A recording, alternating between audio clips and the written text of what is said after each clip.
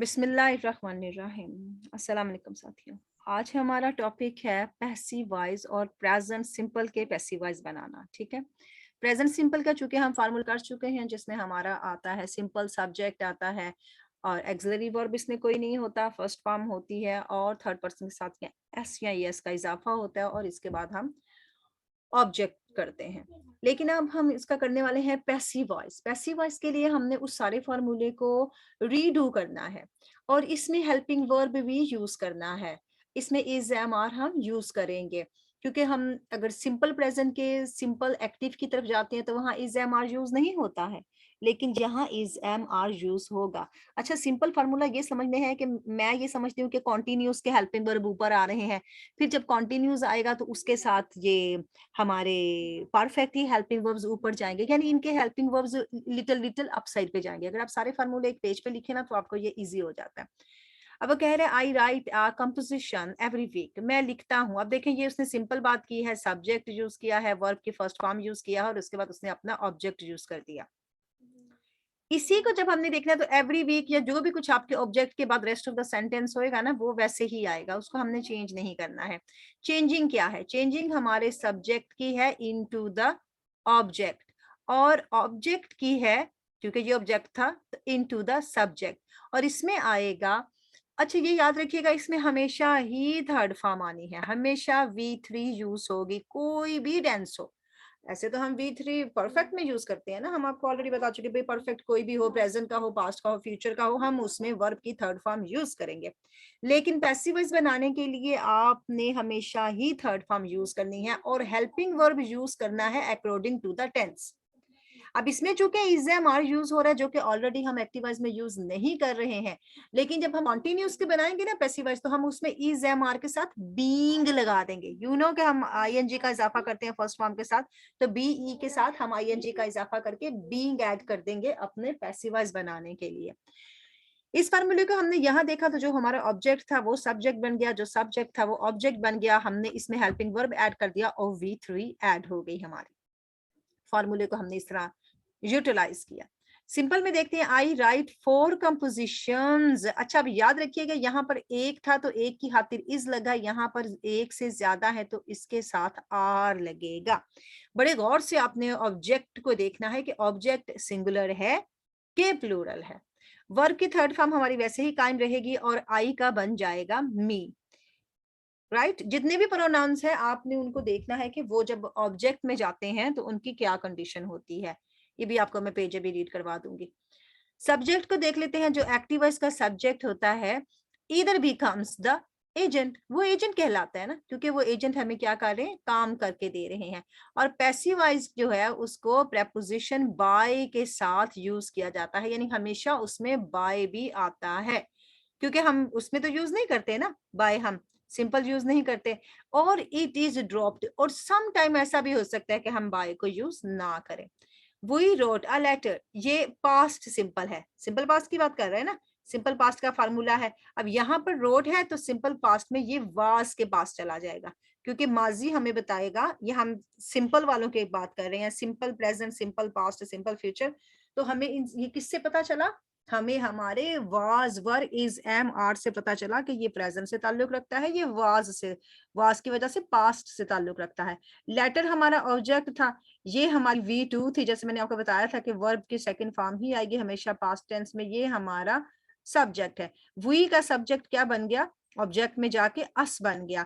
Uh letter was written, written हमने याद कर लिया कि हमें थर्ड फॉर्म ही हमेशा लिखनी है। बाय अस, हमसे एक खत लिखा गया, हमने एक खत लिखा, हमसे एक खत लिखा गया। somebody sends me a lot of flower, अब याद रखिएगा फ्लावर्स के साथ एस है, it's mean they are more than one है। और somebody sends वो इसकी वजह से आया था कि ये सिंगुलर था, थर्ड पर्सन, इस वजह से हमने इसके साथ एस का इजाफा किया। फ्लावर्स को जब हमने यहाँ चेंज किया एज अ सब्जेक्ट तो हमने उसके साथ हेल्पिंग वर्ब आर लगा दिया, और हम जानते हैं V3 आएगा तो सेंड्स ऑटोमेटिकली सेंट में चेंज हो जाएगा। और somebody, अब यहाँ पे somebody जो है ना वो हमारा ऑब्जेक्ट नहीं बन रहा।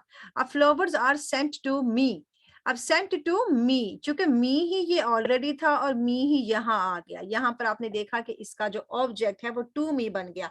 हम आगे ये भी लगा सकते हैं बाय समवन, बाय समवन के साथ भी हम इसको इधर ऐड कर सकते हैं, क्योंकि बाद सब्जेक्ट जो होते हैं वो ऑब्जेक्ट में भी उसी कंडीशन में रहते हैं।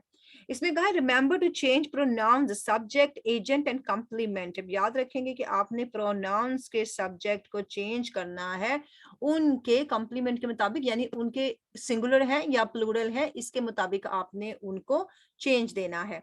अब इनको देख लेते हैं ये चेंज कैसे कर रहे हैं। आई मुई में मी में चेंज हुआ, यू में चेंज हुआ, ही हिम में चेंज हुआ, शी हर में चेंज हो गया, इट जो है वो इट में ही रहेगा, वी अस में चेंज हो गया, फिर यू में चेंज हो गया और दे देम में चेंज हो गया। ये टेबल आपने 2-4 दफा रीड करना है। आगे चलते हैं तो ये हमें छोटे छोटे से उसने सेंटेंसेस दिए हुए हैं जिसमें बताना चाह रहे हैं कि इस जुमले में जनाब बताया कि Fatima is my teacher, she is my teacher. Simple बात है। The name was written by, the novel was written by David Dodge. अब this novel was written by this him.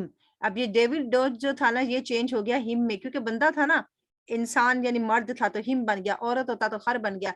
जैसे ये लेडी थी तो ये चेंज हो गई इनटू शी में, लेडी का प्रोनाउन शी निकल आया। अब सब्जेक्ट वर्ब ऑब्जेक्ट हमारा बहुत ही कीमती फार्मूला है और यही बेसिक है हमारे सारे ही इंग्लिश के सेंटेंसेस की जान है ये।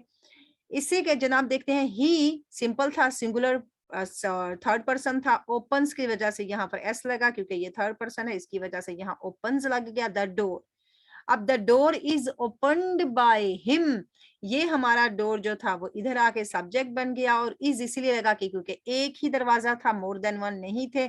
इज लगा क्योंकि हमें जरूरत है, हम एक्टिव वॉइस से जब पैसिव वॉइस में चेंज करेंगे तो जरूर एक्सिलरी वर्ब लगाएंगे।